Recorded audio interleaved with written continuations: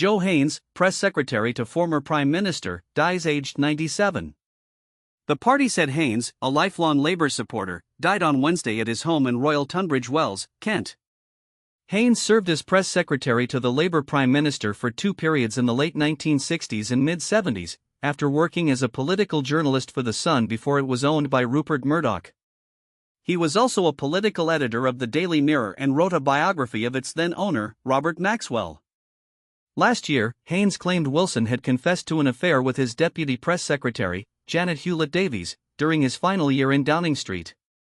Revealing the secret he had kept for half a century, Haines said in an interview with The Times that he was told of the love match by Wilson and Hewlett-Davies, who was 22 years Wilson's junior.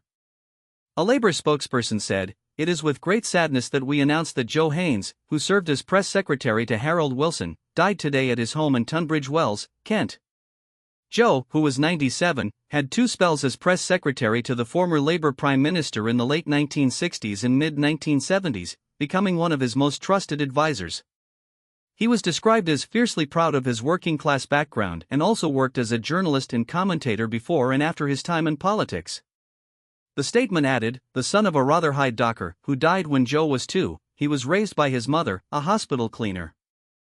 He left school at 11 and started his newspaper career as a copyboy at the Glasgow Bulletin at the age of 14.